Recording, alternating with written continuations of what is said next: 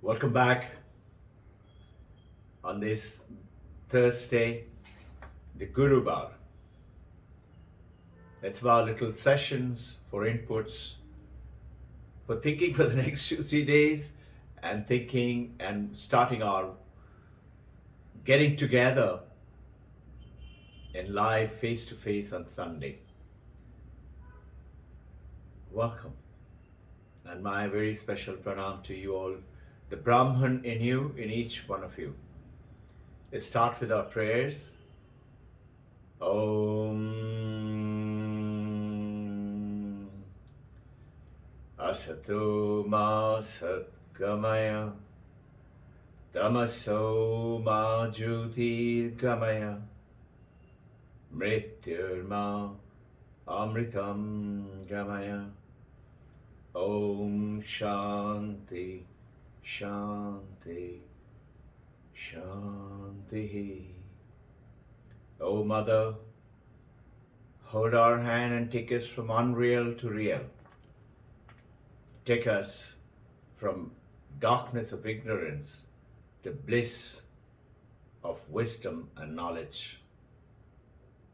Mother, take us from death to immortality. Take away the fear of death and show us that it is the body which dies, the mind which goes away, but we are always there. With our prayers, the Mahavatar Kalpa Yogi, Babaji, Sri Shri Krishna, Yoga Kshema Baham Baham,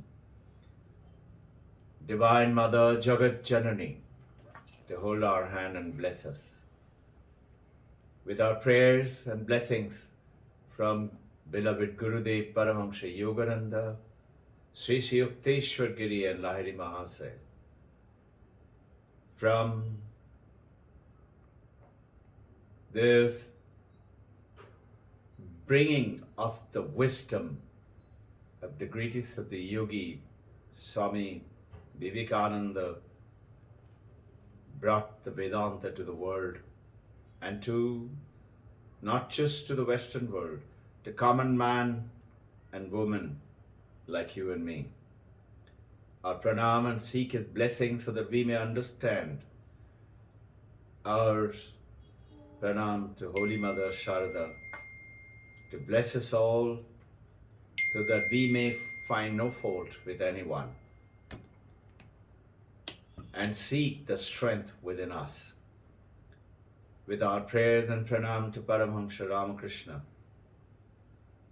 to bless us all so that we may attain the Samadhi state as he did again and again, and attain the oneness with Brahman in this life alone. Jai Guru. Welcome. You know,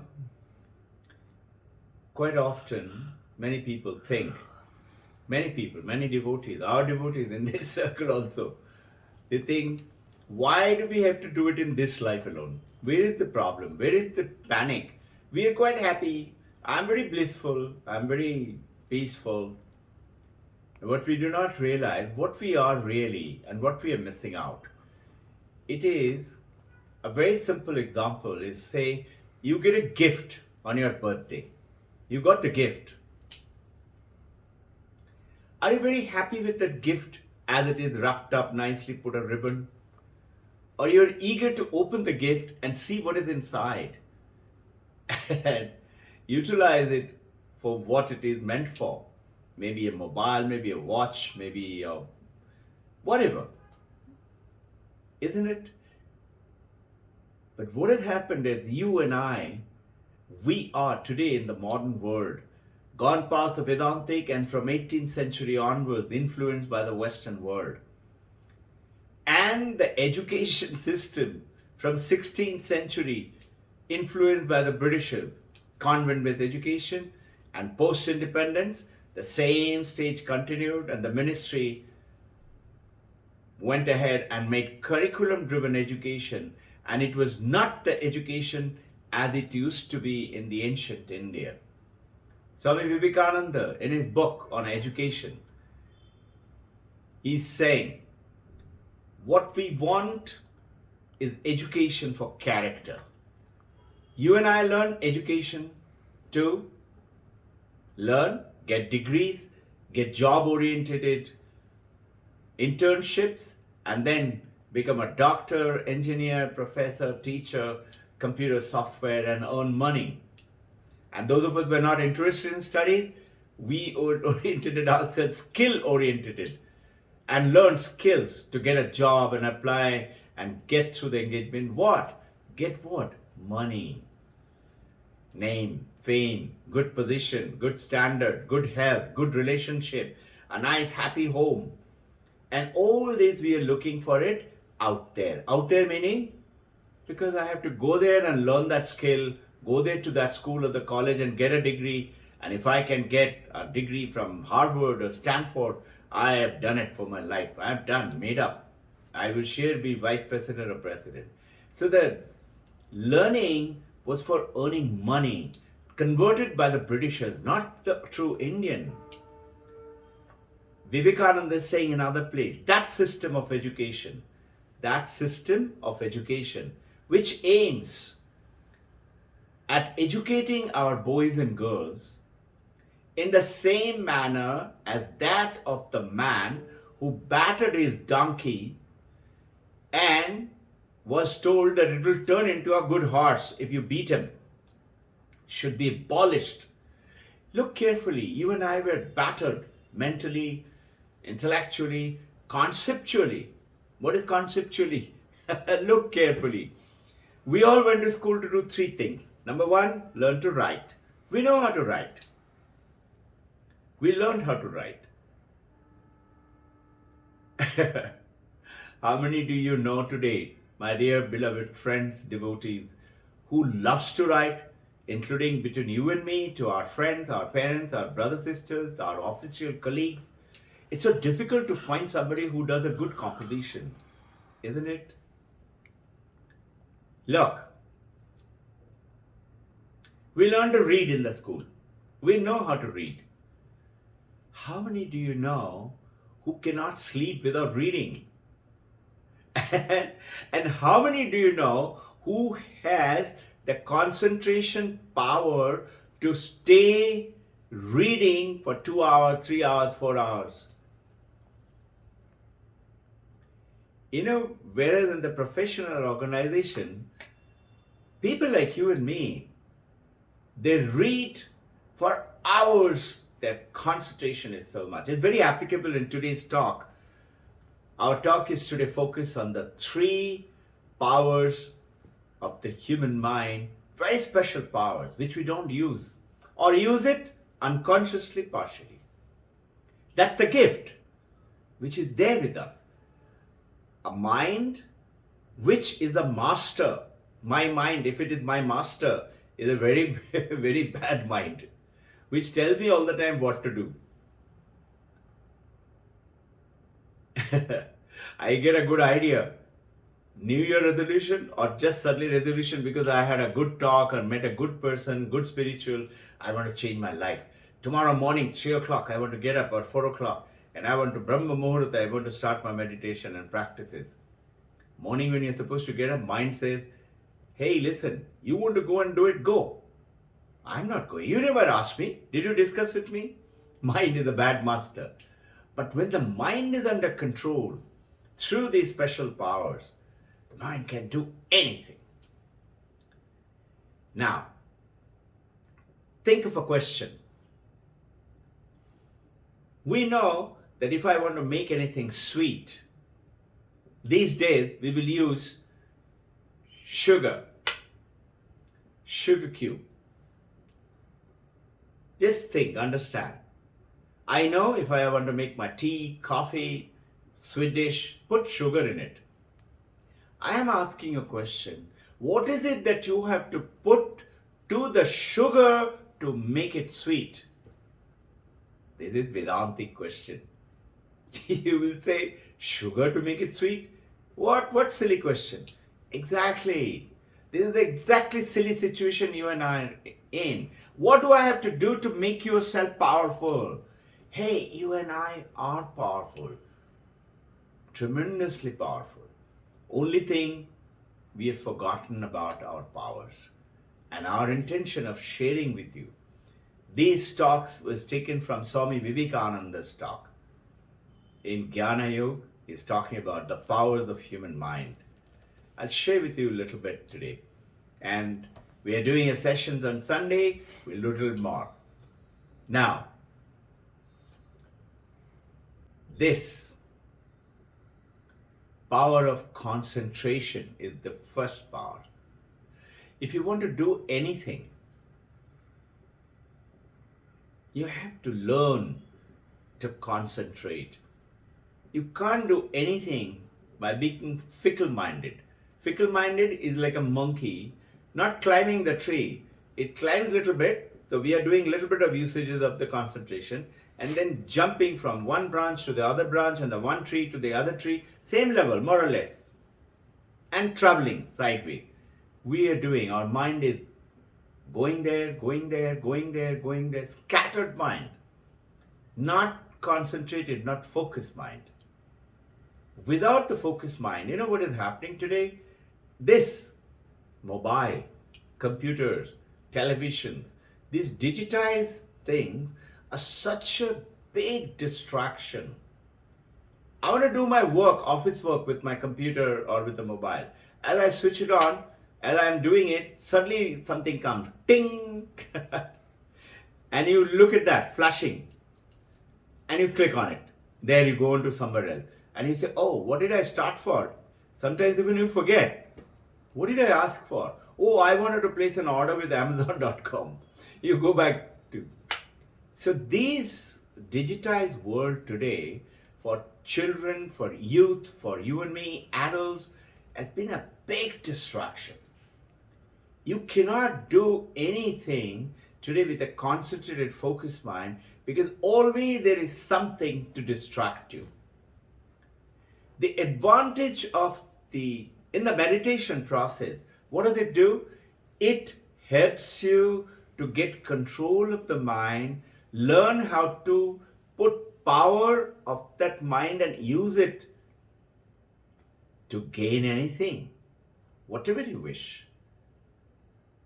You know, scientist Pascal, very famous, Louis Pasteur, he would go and spend a whole day in his laboratory, forget to go back home. One, this is not Louis Pasteur, another scientist. He, after the whole day, evening, night, must be going back 8 o'clock, 9 o'clock. Very lucky if he goes back 8 o'clock, 9 o'clock. They generally continue to stay there only. Gone back, scientist, research scientist, goes back to his house and he's looking around for the house. House is in darkness. There is nobody there. And suddenly he finds a young girl coming. And he goes and asks, just think, huh? It's not a joke, it's serious, it happened. He goes to the young girl and says, little lady, can you tell me, there is to be one scientist here, a house like this. Can you tell me that house? Do you know him? The little girl looks at him, holds his hand and says, Father, my mother knew you will forget about your house. We have changed the house. I've come here to take you. He even forgotten to recognize his own daughter. It's really possible? Hey, this actually happened. This is how concentrated they are. There is a reader, a monk, who was reading. Another monk comes in to ask him, what are you reading? He didn't answer. He was lying down and reading. He didn't answer. So he put the younger monk, put the senior monk's toe and just move it and said, Sir, Maharaj, what are you reading? He didn't answer. He went and he was holding the book and reading, totally engrossed in it. He took the book to see what is the book. He was quite familiar with the senior monk. Otherwise, the junior monk can't do that. He turned it to look, and this monk suddenly did like that. He was so focused, so concentrated. Meditation helps you with it. Now, I want you to understand, in the yogic meditation process, The answer is to go to samadhi. But to go to that, you have to travel such a long distance. Ayama, niyama, asana, pranayama, pratyahara, dharana, dhyana, samadhi. You have to live with purity, with ahimsa, with satya, and those yama, niyama, 10 principles. It's very difficult, long journey, and that's why last Sunday I covered, can we have a shortcut? Just like n plus n1, no? N multiplied by n1, no, n multiplied by n plus 1 divided by 2. You get the answer. 1 to 100, how to contact all of them. And this is what it gives you with the focusing. You get a shortcut to this way. In the Vedantic meditation, what is the answer? See, in yogic practices, it's a powerful way, right from Patanjali to Sankhya to Vedanta, it continues. But you know what is the Vedantic way is not actually telling us to how to get that. It is telling us, ask questions, realize the truth. Realize that the sugar cube is sweet. Realize that you are powerful. You are the gift. Now, second goal, second power which is there is, first is concentration, second is unselfishness. Generally, what do we do today? We want to learn, we want to do study, I want to do well, I want to score first, and becoming, I'm not saying don't stand first, okay? I'm just saying generally our goal is what? To do what? So to get a better position, better ranking, better seat, and better job, better earn money. To do what? To make this me happy. This body, this mind, and me happy meaning my family, my mother, my father, my husband, my wife, my children, my house, my colleague. Make them happy. Unselfishness. And so I want to gather the things for myself. Me, mine, and myself. Me, mine, and myself. Whereas in unselfishness, think, when I get an object, I can use it for me, mine, and myself. There is another power of getting that object. Is that object gives me happiness because it is mine.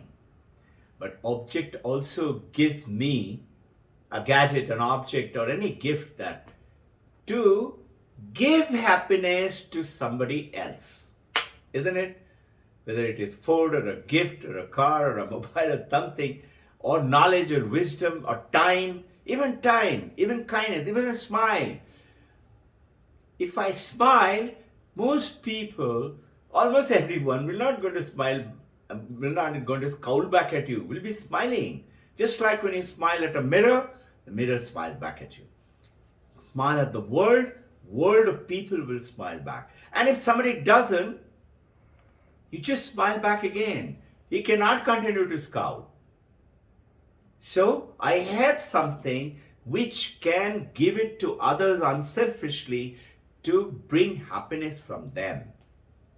And you know, the power of a gift is such, whatever you want in your life, so the power of the mind, you can get it for yourself, yes. You can also get it by giving away to people.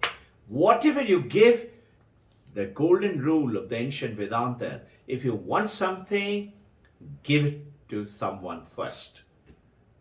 Whatever. It is love, give it. Knowledge, jnanam danena vardate. Money, give it. But I got only 10 rupees, I got only 100 rupees.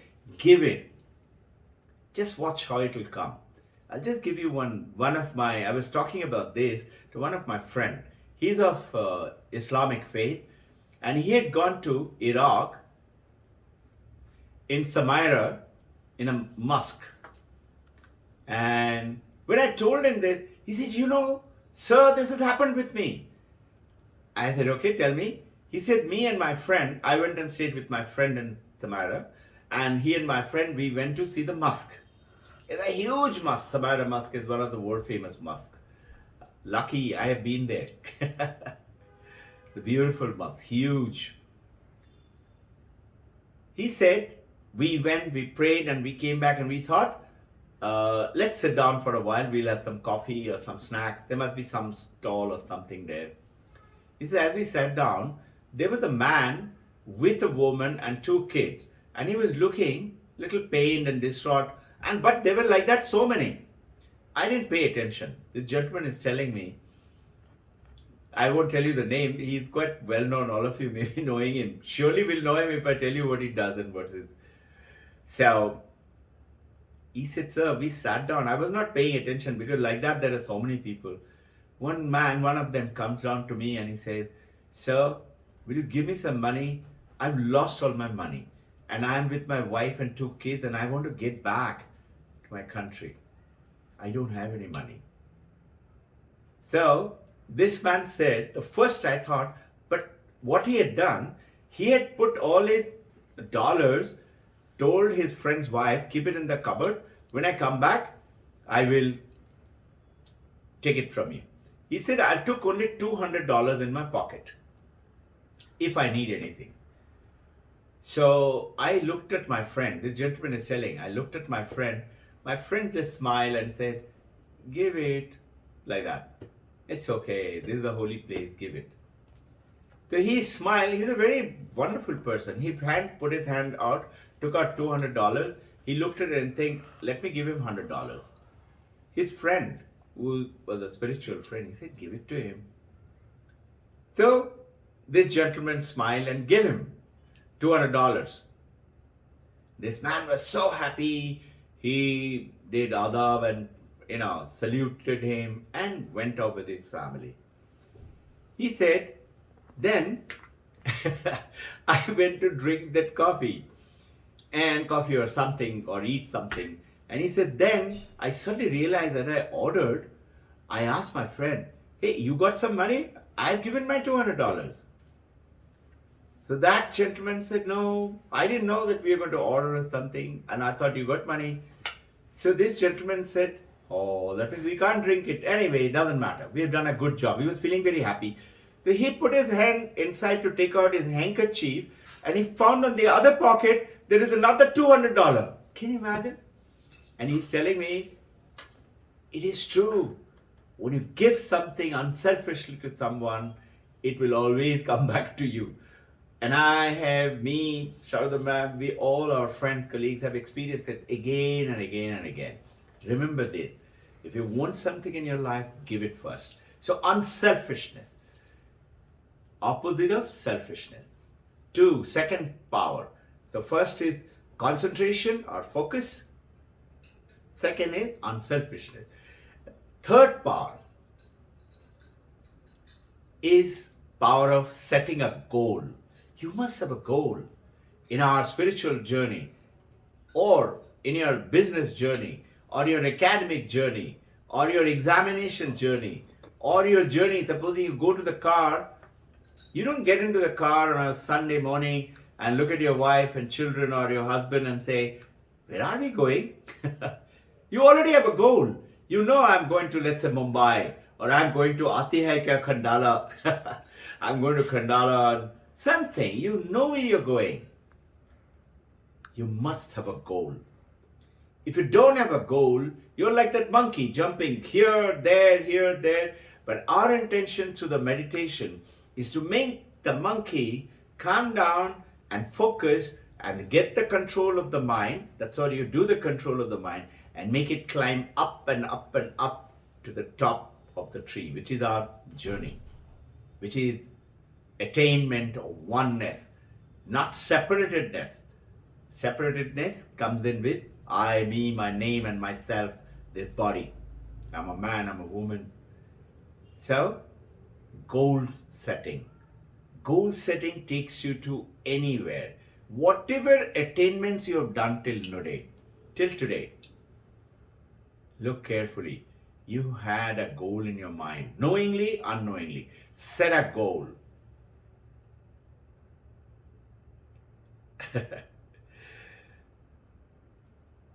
Good enough for the evening. Let's have a great Sunday session.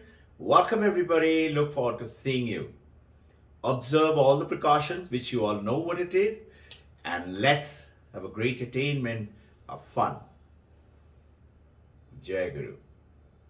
Om Shanti Shanti Shanti. Jai Guru.